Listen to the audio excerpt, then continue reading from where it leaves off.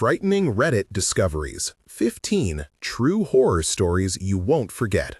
When I opened the thread at 2 in the morning, the picture at the top made my stomach drop. I had subscribed to that subreddit for months because I liked a slow adrenaline kick before bed, the kind of small shiver you get from a well-told story. This time the thread was different. It was a cropped photo of a hallway in my apartment building, taken from the angle of someone standing on the stair landing. The hallway had the same paint, the same scuff at the baseboard, the same dying plant under the fire escape window. There was a shoe print in the dust near my door, and a note pinned to the wall that was not there when I left for work. I recognized the handwriting. It was mine. I lived alone in a walk-up building in a quiet neighborhood. I worked nights as a nurse and used afternoons to moderate online communities, which is how I found the post. I remembered that afternoon exactly. I had left the apartment at 3 after making soup, the smell of garlic and lemon lingering in the kitchen. I had locked the door, checked the peephole, and told my neighbor Mara I would be back late. My routine was docile and dear to me. The thread was a fracture in that routine. The first strange signal was a tiny detail that should have been harmless, a smudge of mud on the stair carpet in the picture where there should have been none. I shrugged at first, told myself it was part of the internet theater. I scrolled down to the comments and found a user named QuietLance who had written simply, "I live in the same building," and "Did you see the glove?" That is when I stopped laughing. I went downstairs to the landing with my phone and a cup of leftover coffee, the mug still warm and clinking against my palm. The stair smelled like bleach and old dryer lint, a sweetness that made my eyes water. My heartbeat made my teeth vibrate. I unlocked the door, and the hallway felt too cold for May. I touched the wall where the note was in the photo, and it was there, a small square of yellow paper, folded and tucked behind the plant stand. The handwriting was mine, because it was the hurried scrawl I used on grocery lists, the same looped R in my name. I should have called the police then. Instead, I texted Mara. She arrived in 5 minutes with a flashlight and her chihuahua Benny, who trembled against her leg. Mara said, "Where did you get that screenshot?" I said, "Someone posted it." She looked at the note and frowned. The air had the metallic smell of coins and something else faint like urine. Benny whimpered and tried to sniff behind the plant. I felt ridiculous, suddenly hyper-observant about the tiny noises of the hum of the refrigerator of the apartment below, a pipe clanking, a radio tuning its station 2 doors down. My first action was to take pictures, to preserve proof in case it was necessary. I posted them in the subreddit under a throwaway and messaged QuietLance asking for more. He replied immediately, "Meet me in the laundry room." He signed his message with a simple emoji, a flashlight. From there, small incidents accumulated like beads on a string. A package left on my stoop a week after I signed for nothing. The door chain that had been unlatched when I came home late. A voicemail on my phone of static and breath with a single phrase at the end that sounded like, "Come out." I began changing my routine. I took different exits, walked different sides of the street, set a pepper spray canister on the kitchen counter like armor. I told myself to stay rational. I had to hold my job. My shifts at the hospital left me exhausted and raw.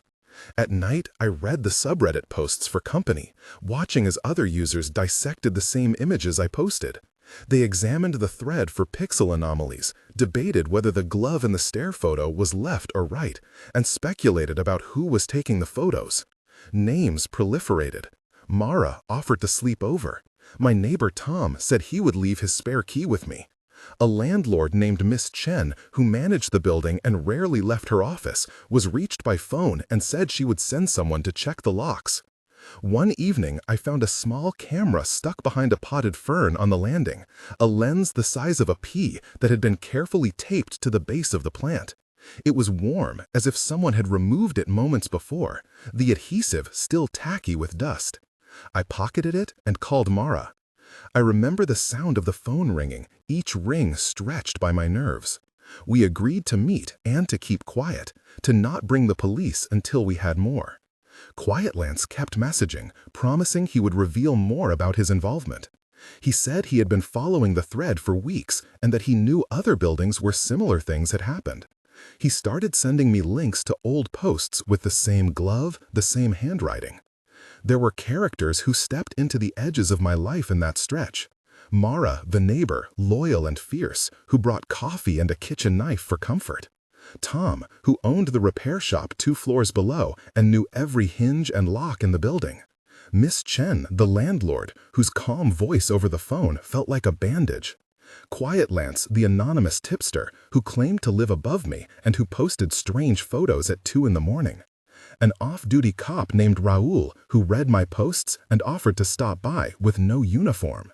To avoid drama. A woman named Elise from work who I confided in and whose eyes filled with anger the first time she saw the camera images. Benny, the Chihuahua, who became an alarm, barking at the right moment. Each of them had actions specific to the timeline. Mara sat on my floor surrounded by batteries and a roll of duct tape. Tom pried open a doorframe to test a lock and cursed when he found fresh scrape marks on wood. Miss Chen scheduled a locksmith but put off calling the authorities until more evidence came in. Quiet Lance revealed only scraps, a number on a parking permit, a blurred license plate. Raoul took the camera to run it for fingerprints and told me to sleep with a pepper spray in my hand. I started my own investigation.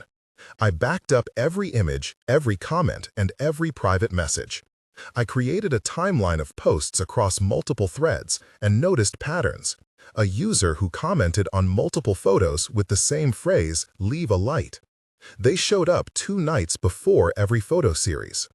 I installed an extra camera in my hallway aimed at the building entrance and learned to check it obsessively. The camera footage was grainy, but it was something. I learned how to label frames and export clips, how to timestamp and stitch video. I read about swabs and how forensic teams collect DNA under fingernails and on adhesive. When Raoul took the tiny camera to the precinct, he explained to me later that they would run a swab and a latent print, but that small cameras often had touch DNA and the adhesive could preserve skin oils for days. He then said that video footage from street cameras could be cross-referenced with the camera timecode to track movement. It was technical but clear and comforting to hear. It made the threat more real and more solvable. As the evidence piled up, so did the tension. There were 3 nights that stood out as moments where fear went from abstract to immediate.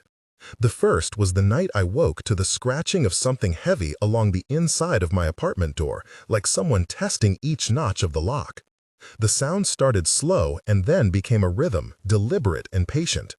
I sat bolt upright in the dark, and the pepper spray felt like a hot coin in my hand. My breath came in quick, shuddering draws. I forced myself to stay silent, to listen to the scraping tick against the deadbolt, and to measure the time between knocks. After nearly 20 minutes, the sound stopped, and there was a heavier tread that moved away down the hall. The next morning, I found a smear of wet mud on the threshold. It matched a boot tread in the laundry room camera photo. The fear then was acute, a low throb that followed me during the day. The second moment was a confrontation in the stairwell with someone I thought I could trust. Quiet Lance insisted on meeting me face to face in the basement. He was wearing a dark hoodie and kept his hands in his pockets. He said, "I thought you should know. I only shared the photos because you post, Quiet Lance."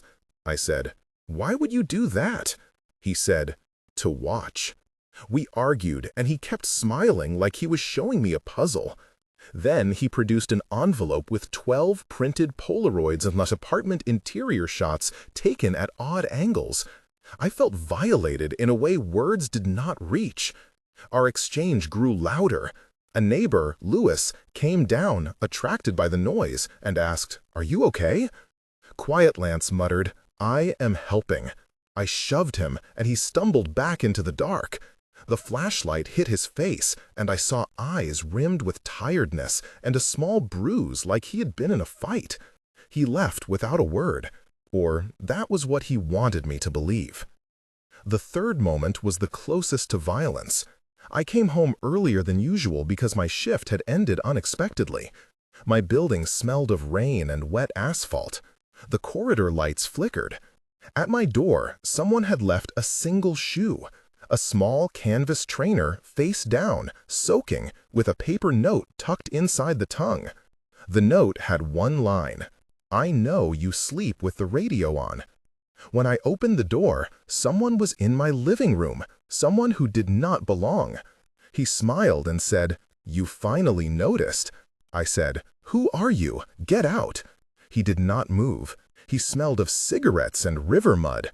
What followed was a blur of movement, the kind that compresses time. I grabbed a lamp to use as a shield. He lunged. We grappled.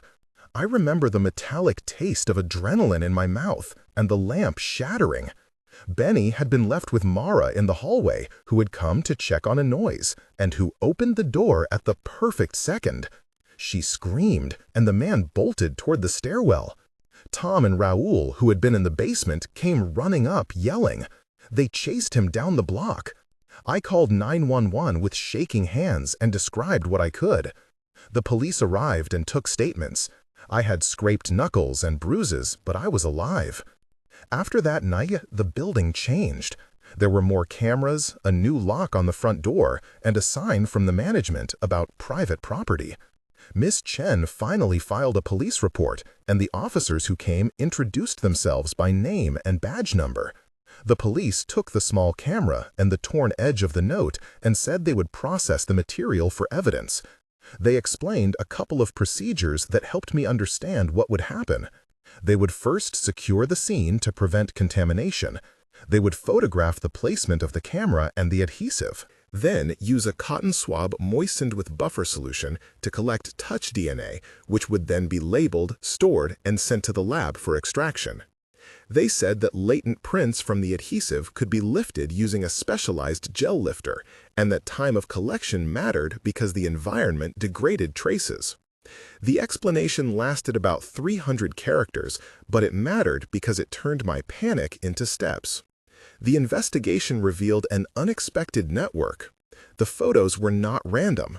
The man who broke in was connected to a string of similar posts across multiple cities. Some of the users who had commented on the original thread turned out to be victims in other states. Detective Hayes, who led the case, told me that the prints from the camera matched someone with a prior for trespassing and harassment. A search of his phone showed messages he had sent to various subreddit threads escalating over months. He had been stalking multiple people, photographing entrances, and planting small cameras. He admitted in interrogation to following patterns and collecting images like trophies. There were legal proceedings. He was charged with trespass and unlawful surveillance. The district attorney named the case as part of a larger initiative to prosecute digital stalking. The court filings later included exhibits of the Polaroids and screenshots from the threads. Throughout the ordeal, I kept encountering whispers of complicity and indifference. Some neighbors said, "They always seemed weird and I thought they were just eccentric." Others admitted they had seen footsteps at odd hours but had not wanted to get involved. Raoul, the off-duty cop, became a friend who brought me takeaway and explained how to document everything. Elise from work organized a rota so someone could sleep at my place for a few nights after court dates. Tom offered to help with installs and kept a box of spare strike plates and screws in his shop. Mara changed her shifts to be closer and called every morning. Quiet Lance vanished during the legal proceedings, a hole in the record of messages. Luis, who confronted Quiet Lance, said he had seen the man on the bus sometimes and had assumed he was house hunting. These people named by me became the community that held me.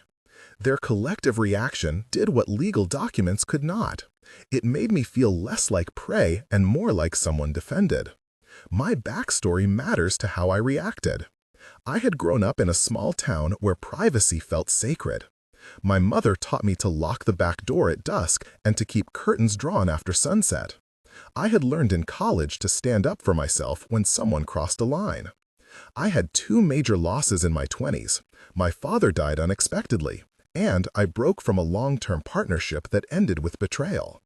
Those experiences made me vigilant about boundaries and suspicious about intimacy. They also made me eager to believe in people who offered help. At work, I was practiced in triage in both medical and social senses. That training showed up in the way I cataloged every photo, every conversation, every scrap of plastic or adhesive. My antagonist had his own shadowed backstory. Glimpses in interrogation records, an arrest at 19 for burglary, a history of transient jobs, and a fixation on documenting spaces. He kept journals where he described objects and recordings as if they were specimens. He wrote about feeling invisible and making others visible without consent. It was enough to explain aspects of his behavior, not enough to excuse it. There were several longer dialogues that unfolded between me and other players. In the most important exchanges, I kept my voice clipped and direct. The scene with Detective Hayes had 8 rounds of back and forth. I asked, "How long have you been following this?" He replied, "For months. We have several open cases." I said, "Can you guarantee my safety?" He replied, "No guarantees, but we will increase patrols and file emergency protective orders." I said, "What about the online posts?" He said, "We subpoenaed the platform for IP logs." I asked, "Will that work?" He replied, "It helped link accounts." I said, "What else do you need from me?" He said, "Preserve everything and avoid confronting suspects." I asked, "Should I move?" He replied, "That is your choice, but we can provide a safety plan." I said, "Thank you," and he said, "We will call you tomorrow." In other exchanges with Miss Chen, Tom, and Mara, there were similar patterns of question, reassurance, negotiation, and concrete plans. By the time the case went to court, I had collected a stack of evidence, photos, prints, messages, and witness statements. The prosecutor called witnesses Raoul, Tom, and myself. I sat in the courtroom and felt a strange clarity. The man was sentenced to community supervision and ordered to surrender devices and stay away from me for 3 years. The judge referenced the surveillance terminology in the statements and the exhibits. It was not a complete victory. He had not previously escalated to the kind of violence that warranted a longer sentence, and the legal limitations left me unsatisfied. But it was something. The community reaction was mixed. Some neighbors filed for more lights, others replaced locks. A small group of users from the subreddit came forward offering testimony about similar incidents. That collective testimony shaped the police narrative, and the prosecutor acknowledged it in her closing argument. 1 month after the final hearing, the building felt quieter and less haunted. I still checked the new camera feed each morning and before bed. My hands did not tremble as in the early days, but I woke sometimes with the memory of someone breathing in the dark. I met with a counselor through my workplace, and we talked about boundaries, trust, and the lasting residue of violation. I installed a secure mailbox, changed my entry code, and met with Miss Chen to discuss building policies. People who helped me were named in a small note I left taped to the mailroom door. Names like Mara, Tom, Raoul, Elise, Luis, and Detective Hayes. The note said, "Thank you," and it made me cry once when I read it. I also posted an update on the subreddit describing my experience and the outcome. Comments poured in from people who had similar stories, some who asked for advice and others who shared pain. The sense of community mattered more than I expected. 3 months later, I moved to a new neighborhood that felt like a different skin. The new apartment had a buzzer and an elevator with a camera that whined like a small insect because it made constant tiny movements.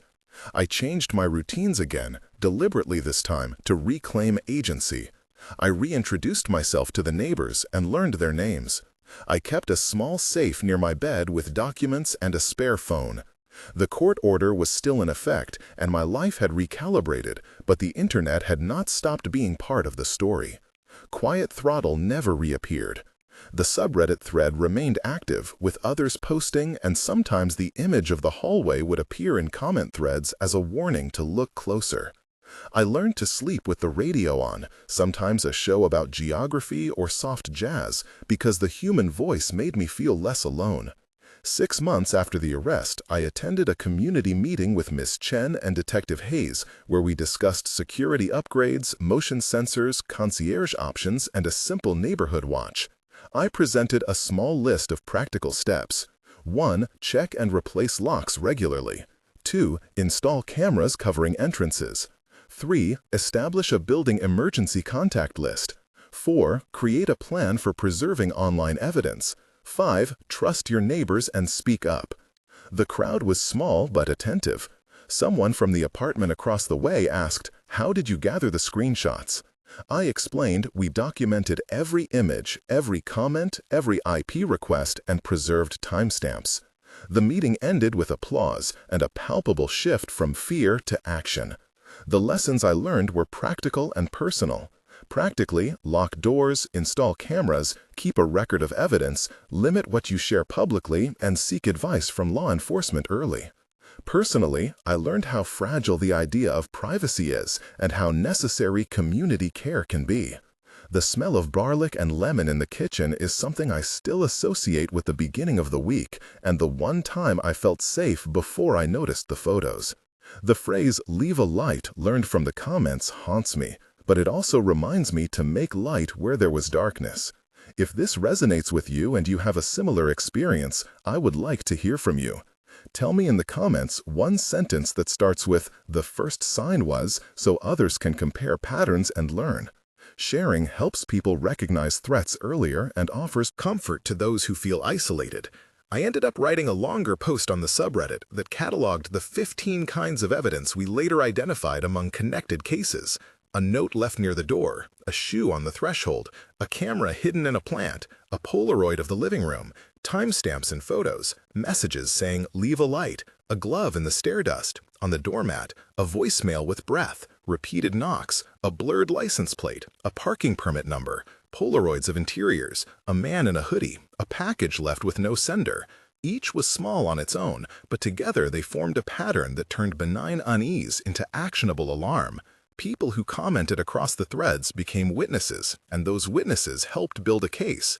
In the end, I rebuilt more than an apartment. I rebuilt a sense of precaution without paranoia. I learned to document, to ask for help, to insist when others shrugged. I named people who helped, and I keep their names in a small notebook in my drawer. I sleep with a lamp on sometimes, and in the mornings I brew coffee and sit by the window and watch the street. There is no neat final chapter to a story like this, but there is a path forward. If you learned anything from this, please consider subscribing to channels that offer practical safety steps and to support community spaces where people share and act. My last thought is simple.